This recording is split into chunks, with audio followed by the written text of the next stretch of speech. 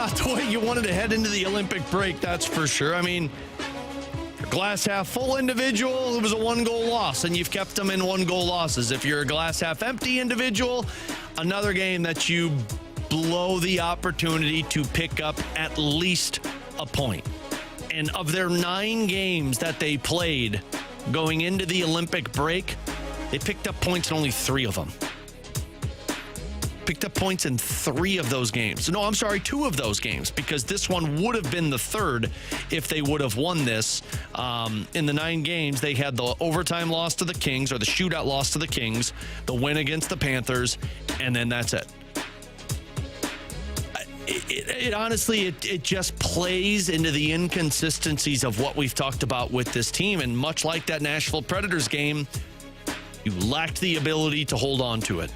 Now, you didn't have the lead in this one. You're the one that actually dictated that third period. You fought yourself back into it, so it's a different loss than the Predators, but it's kind of the same loss that you had against the Dallas Stars twice. And Joey said it best, this team absolutely needs the break. They need 2.5 weeks, 3 weeks off. They need 4 or 5 days of just practices with Jim Montgomery once they come out of this break, because right now there's just no way you can continue with what this Blues team has done consistently or inconsistently. So an ugly loss, that's for sure. We'll hear a little from Colton Parayko for our soundbite of the night. Hopefully hear a little from Jim Montgomery if they send us some audio from Dallas, and we'll have our final look. But let's jump right into it as we're live up on our YouTube channel at 101 ESPN STL for the final time before the Olympic break. Let's do our Ted Drew's 3 takeaways. It's time for tonight's 3 takeaways, presented by Ted Drew's Frozen Custard, a St. Louis tradition for over 95 years. Unmatched quality, unforgettable taste. First takeaway for me tonight was, and I'll start off positive because I feel like I haven't had a whole lot of opportunities to start off positive. Kudos to the team to pull themselves back into it, man. Going into the Olympic break after you blew a 4-goal lead to Nashville on Monday, your teammate was traded away earlier this afternoon. They had every reason to just keel over and die in that third period. Being down 4-2, coughing up another lead, 3 goals scored in less than 10 minutes. I mean, I don't think anybody would have blamed them for just keeling over and dying. But they didn't. You know, they dictated that third period, outshot them 8-3. Jimmy Snuggerud unleashed the shot, which, I mean, again, the more and more I watch this kid shoot the puck in the last, month, the more excited I get about players like that for the Blues' future. Toropchenko scoring the goal that was started off of a Philip Broberg play. I mean, look, I know nobody wants optimism right now, and I don't blame you, but, man, to pull yourself back into it, long-term benefits or something like that. Second takeaway for me tonight, and Curbs and Joey kind of discussed it there. Was it a great game for Binnington? Absolutely not. A couple of the goals you look at and he's like, man, you needed the save. But if you dive deeper into it, and I know the narrative of me defending Binnington, I'm not trying to, guys. I mean, it was a game you wanted your goaltender to make the big save, but I saw somebody just tweet out the question, should Jordan Binnington start for Team Canada in the Olympics? And they're showing that goal that Jamie Benn scored to end the game with 23 seconds left. My reaction to it is, guys, if Team Canada's defense played the way that the Blues defense played that play, yeah, they're going to probably lose because any of the goaltenders are going to give that one up. I mean, you're asking your goaltender to go from post to post and make that save. I watched this replay 3 times, and I showed Grant the same video. Heiskanen takes the puck from behind the Stars' net. Behind the Stars' net. He turns around, and he skates from the board of his own side all the way up into the blue zone to the faceoff dot. Uncontested. Doesn't get touched. Doesn't get challenged. He skates from one side of the ice to the other without being touched. He hesitates. He slows down in the blue zone. And while he slows down, he sees the parting of the seas. And I'm not being I'm not exaggerating with this. The two defensemen were in front of the goaltender. The three forwards were behind Heiskanen, and they stayed that way. Heiskanen crossed past the ice through the middle to Jamie Benn's stick without one player trying to jump up and stop that pass from happening, and Jamie Benn takes the one-time shot. Sure, Binnington, you need him to make that save. Absolutely. You're asking your goalie to make a save of the year candidacy save in that situation. And then, you go back through all of these. The Maverick Bork goal. You turned the puck over. You turned the puck over standing in front of the net after your goaltender made the initial save. The Jamie Benn first goal at even strength. Your goalie makes the first save. And where does the puck go? Right to an open player, standing alone. Yes, your goaltending has been poor. But, man, so has your defense. And it is still the biggest question I have about this team long-term rather than just short-term. And that's the third takeaway for me. The third takeaway is I'm not so sure about this defensive scheme. They did the man-to-man early in the season because they were giving up 5+ goals every single game. It felt like. That was a little exaggeration. But going before they went on that road trip to Toronto, 4 goals, 6 goals, 2 goals, 4 goals, 6 goals, 2 goals, 3 goals, 4 goals, 5 goals, 6 goals, 6 goals, 7 goals. That's what they gave up. You had to change something. It wasn't working. You changed it. It improved slightly, but when you changed the defense, your offense stopped scoring. And I know people's reaction is, well, your offense wasn't scoring before. Sure, but 4 goals, 4 goals, 3 goals, 2 goals, 3 goals, 2, 3, 1, 3, 3, 3, 5, 1, 2. And some of that was injuries to Jake Neighbors, injuries to Robert Thomas. But the moment you switched to that man-to-man, yes, you didn't give up 5 goals until 10 games later, but you didn't score more than 3 goals until 6 games in, and then you did not score more than 3 goals twice until December 7th, and you switched to man-to-man November 18th. Between the Nashville game the other night, when Stamkos and Dvorsky were one-on-one, and Dvorsky gets beat in that scenario, to tonight, where Jason Robertson is cycling the puck with Rantanen and Heiskanen, they're just kind of playing with it in the offensive zone until they realize the mismatch that they have. And when Jason Robertson sees he's one-on-one with Dalibor Dvorsky, he takes it immediately to the net. And he beats him. And he gets the shot off, the rebound is there, and Jamie Benn scores the goal. Or maybe it was Maverick Bork that scored the goal.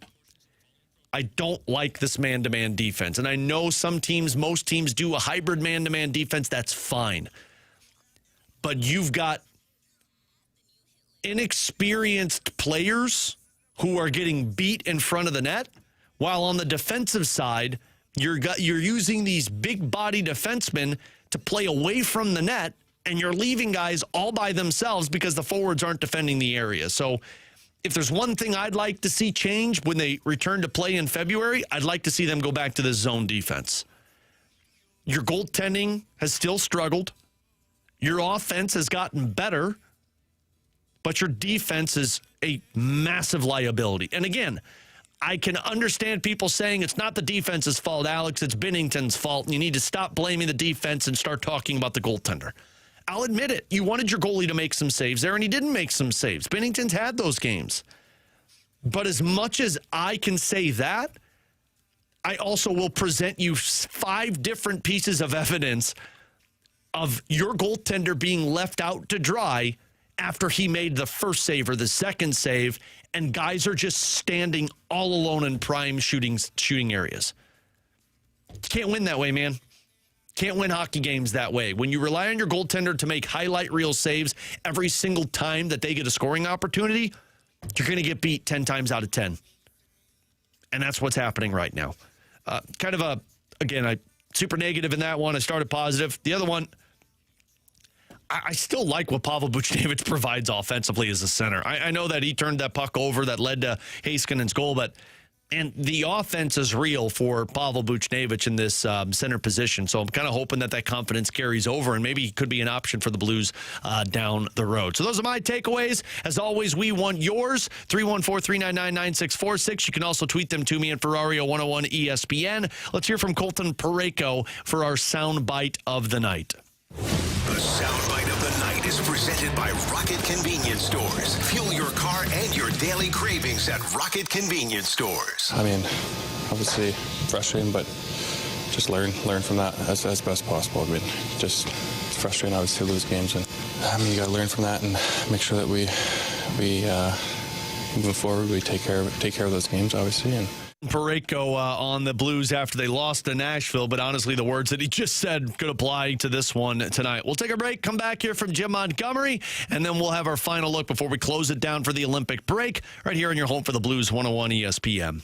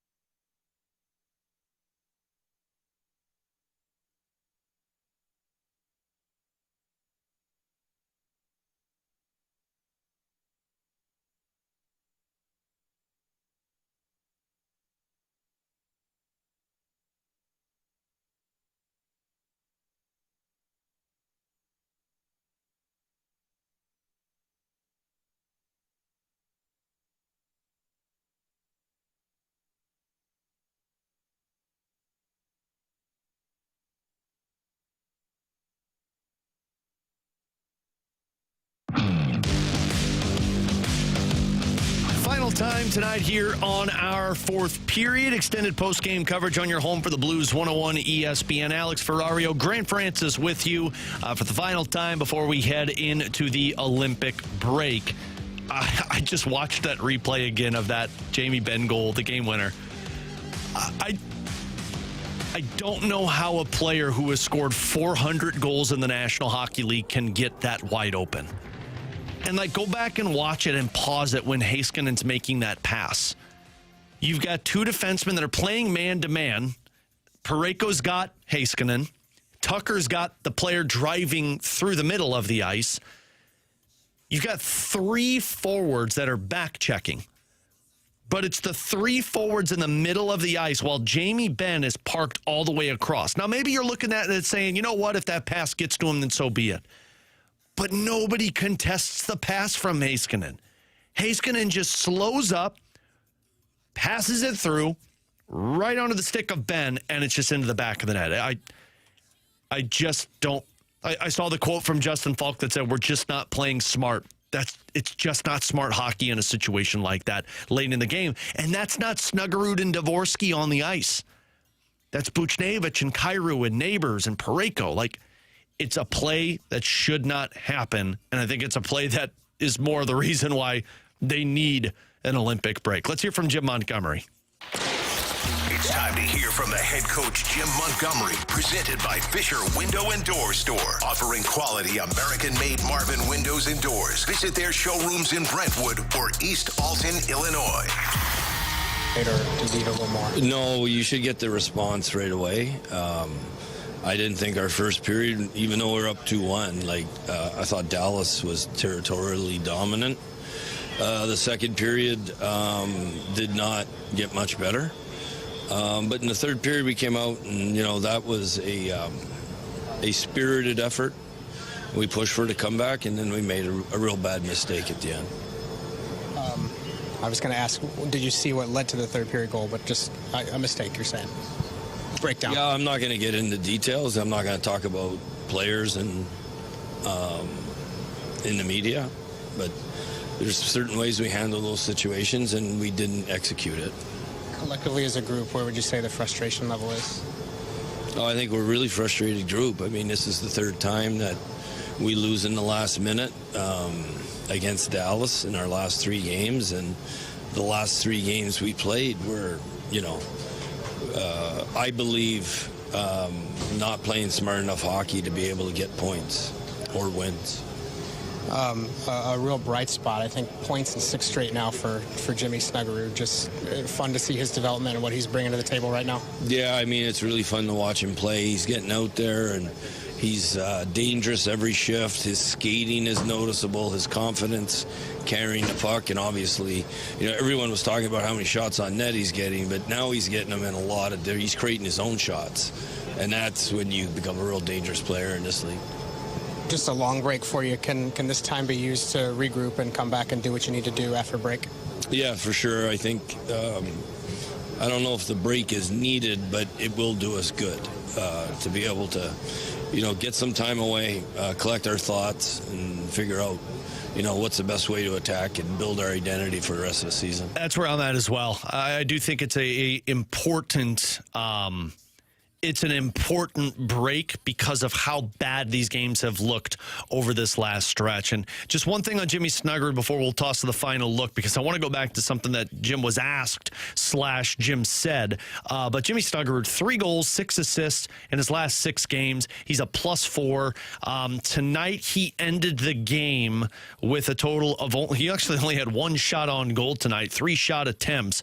But in those 6 games, 13 shots on goal, 31 shot attempts. So Jimmy Snuggerud just continued to gain confidence, and I'm really excited to see what the final stretch of hockey is going to look like for him. So I think we got this audio ready, so let's jump into our final look. It's time to take a look back at tonight's game with the final look. Driven by Pure Performance. Only stop for all your aftermarket vehicle needs. I was going to ask, did you see what led to the third period goal, but just a mistake, you're saying? Breakdown. Yeah, I'm not going to get into details. I'm not going to talk about players and in the media, but there's certain ways we handle those situations, and we didn't execute it. Okay, I was really curious. Great job by Grant there to pull that audio back. I was really curious, the question that they asked, because I heard it, and then I'm like, wait a minute. That's a weird response from Jim Montgomery, right? And, I mean, look, he's reacting to that game-winning goal. And he said, there's ways that we play, and that wasn't it. And then later on in one of the questions he said we were not playing smart enough hockey to earn points. again, I know he doesn't want to name names, but I mean, the guys that were on the ice were Buchnevich, Neighbors, and Kyrou. That's your top line. That's your go-to line that you want in that late game scenario. And it starts in the offensive zone. It starts from where Pavel Buchnevich does the right play. He takes the puck into the offensive zone. He holds on to it behind the net, and he's killing off the time.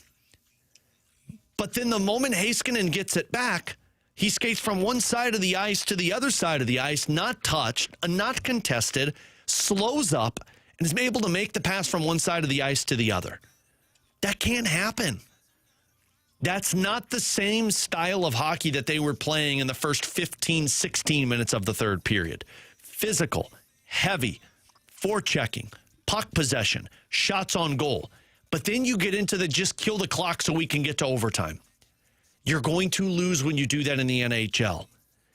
And the fact that they're playing man-to-man defense and Jamie Benn is standing by himself is a problem. So, look, big picture, it has been a bad, unofficial first half of the season. I mean, you've played 57 games. In those 57 games now for the Blues, you have a goal differential of minus 56. The only team that is worse than you in that category is minus 61, which is Vancouver.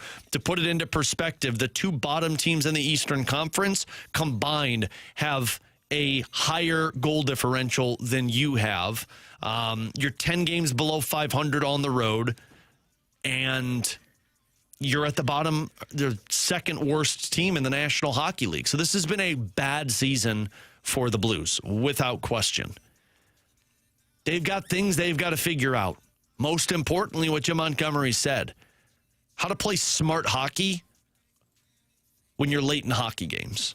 How to make smart decisions on the ice. And that's not the young players, the Snuggeruds, the Dvorskys. Snuggerud tonight finished as a +2. Dalibor Dvorsky was a -1, but had 5 shot attempts and won 56% of the faceoffs. But Pavel Buchnevich, who had a goal, Jordan Kyrou, who had a goal and an assist, both finished as an even. And they were on the ice for that goal that went in. Colton Parayko, your top defenseman, was a -4 tonight. They're just not playing winning hockey. And I think that's the most Captain Obvious thing I can say, but that's why I think the break is going to be critical for him. And again, you heard Jim Montgomery say it. I don't know if we needed the break, but it's a very good time to have the break. On the positive side of things, because I just hate ending it on such a negative note, Jimmy Snuggerud is the real deal. I mean, you are seeing the confidence just ooze out of him, and I hope we get more of that the rest of this season. And then by next season, Jimmy Snuggerud's going to feel like he's prepared to play in the NHL for 82 games. And that's where it really feels like things can go off and have a positive note. But for 3 weeks off, Olympic break, and then the Blues will return to play the final 25 games of the regular season, and I think 12 of them are played at home. So you're going to have a total of 13 games that are played on the road before the Blues finish out the regular season with, depending on how the season goes, a high draft pick, depending on where it's at with some of these other teams that are tanking. But I think the most interesting narrative between now and the end of the season is what's going to happen on March 6th or before that. The trade deadline, does Doug Armstrong make more moves? How many moves? How significant of moves?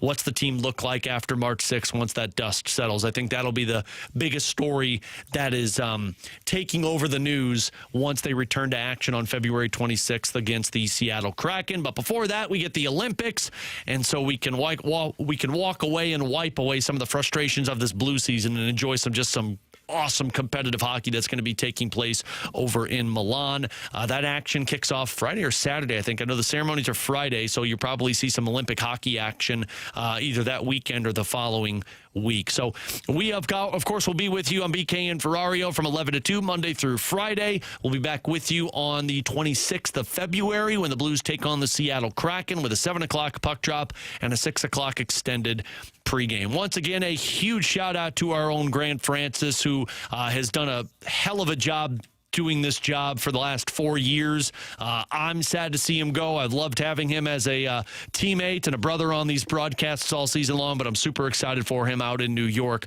to continue his radio career. And as I've said before, he's got an open door policy. He'll always be a part of this once he comes back to St. Louis. So hope everyone has a great weekend.